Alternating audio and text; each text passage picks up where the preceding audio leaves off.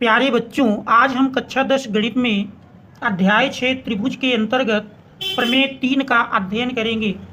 इस प्रमेय 3 का स्टेटमेंट दिया है, कह रहा यदि दो त्रिभुजों में संगत कोण बराबर हों तो उनकी संगत भुजाएं एक ही अनुपात में होती हैं और इसलिए दोनों त्रिभुज समरूप होते हैं। तो यहाँ पर दिया है, कह रहा दो त्रिभुजों में संगत कोण बराबर हों तो हमको दिखाना है कि उनकी संगत भुजाएं एक ही अनुपात में होती हैं, इसलिए दोनों त्रिभुज समरूप होते हैं। तो सबसे पहले हम प्रश्न के दिए हुए के अनुसार चित्र बनाते हैं। सर्वप्रथम देख रहे हैं दोनों त्रिभुज में एक त्रिभुज मान लीजिए हमारा ABC है,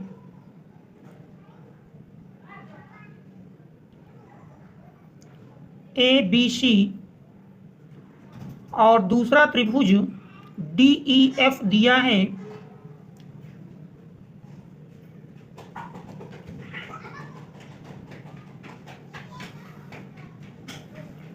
तो प्रश्नानुसार प्रश्न में दी हुई कंडीशन के अनुसार कह रहा दो त्रिभुजों में संगत कोण बराबर हों, कह सकते हैं कोण A बराबर कोण D के और कोण B बराबर कोण E के तथा कोण C बराबर कोण F के दिया है। तो हम दिया है के अंतर्गत लिखेंगे, दिया है या ज्ञात है कह सकते हैं त्रिभुज ABC और त्रिभुज DEF में, त्रिभुज ABC और त्रिभुज DEF में कोण A बराबर कोण D, कोण B बराबर कोण E तथा कोण C बराबर कोण F ये दिया है। हमको सिद्ध करना है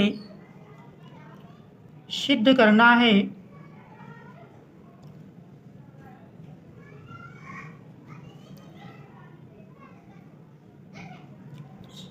करना है कि अंतर्गत कह रहा कि उनकी संगत भुजाएं एक ही अनुपात में होती हैं और इसलिए दोनों त्रिभुज समरूप होते हैं। तो सबसे पहले तो हमको संगत भुजाओं का अनुपात समान सिद्ध करना है और फिर दोनों त्रिभुजों को समरूप सिद्ध करना है। अर्थात कह सकते हैं हमको सिद्ध करना है AB upon DE equal to BC upon EF equal to AC upon DF तथा साथ ही दोनों त्रिभुज को समरूप भी सिद्ध करना है तथा त्रिभुज ABC समरूप त्रिभुज DEF ये हमको सिद्ध करना है। इसके अंतर्गत हम रचना करते हैं।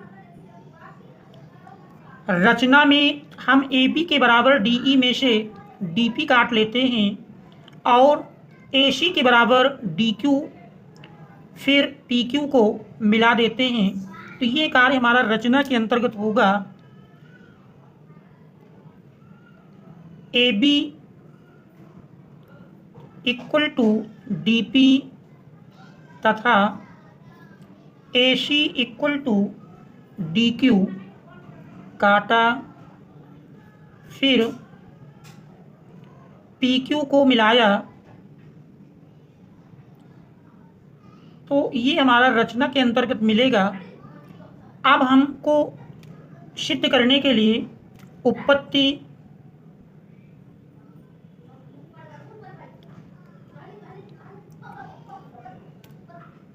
तो प्रमेय को सिद्ध करने में हम जानते हैं कि दी हुई कंडीशन या रचना जो की गई है सर्वप्रथम उसका सहारा लेते हैं।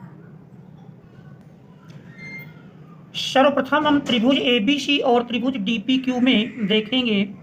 त्रिभुज ABC और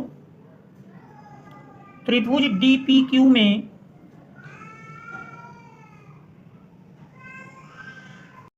त्रिभुज ABC और त्रिभुज DPQ में AB बराबर DP हमने रचना के द्वारा खींचा है और AC के बराबर DQ।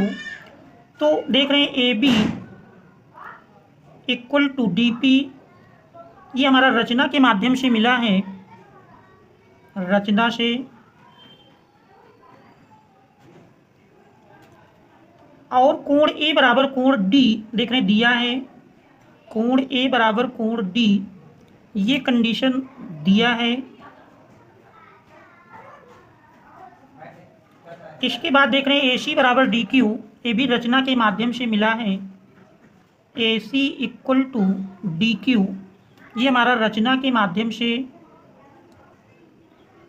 रचना से। तो इस प्रकार से देख रहे हैं तीन कंडीशन भुजा कोण भुजा प्राप्त हो जाती है, इसलिए दोनों त्रिभुज सर्वांगसम हो जाएंगे। इसलिए त्रिभुज ए बी सी सर्वांगसम, त्रिभुज डी पी क्यू, ये हमारा देख रहे हैं भुजा कोण भुजा सर्वांग समता रूल से, यस ए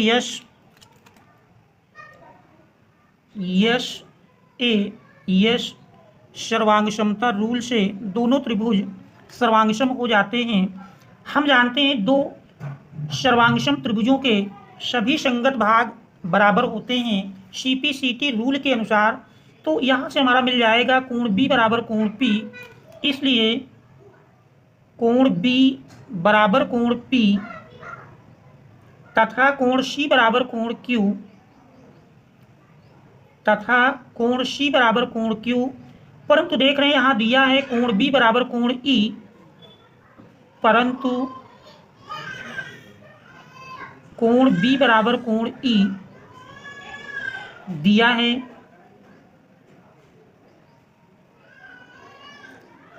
इन दोनों समीकरणों से यदि हम तुलना करें तो देख रहे हैं दोनों की लेफ्ट हैंड साइड समान है, इसलिए राइट हैंड साइड का मान भी समान होगा।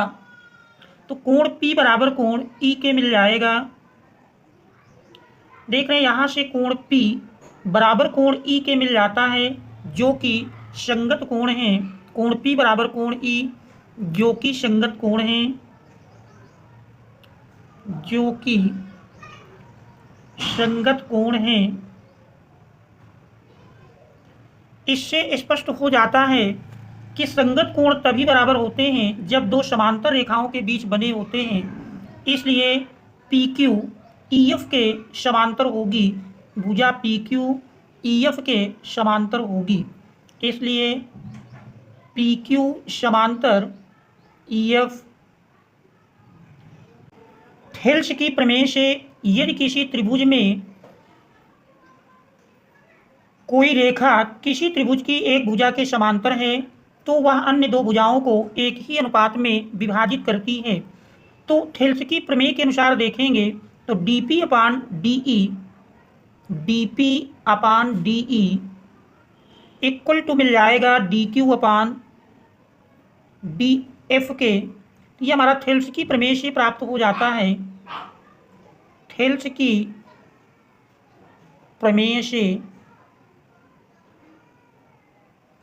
परंतु हमने रचना में DP AB के बराबर काटा है, तो हम लिख सकते हैं DP के स्थान पर AB और DQ के स्थान पर AC।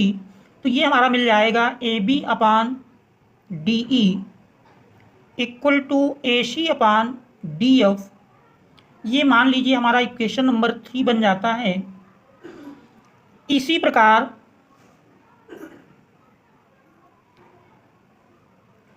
हम त्रिभुज की, तो यहाँ पर देख रहे हैं AB अनुपाते DE इक्वल टू AC अनुपाते DF मिल जाता है। इसी प्रकार हम AB अनुपाते DE इक्वल टू BC अनुपाते EF सिद्ध कर सकते हैं। AB upon DE equal to BC upon EF, BC upon EF। ये हमारा चौथा समीकरण बन जाएगा। समीकरण 3 और 4 से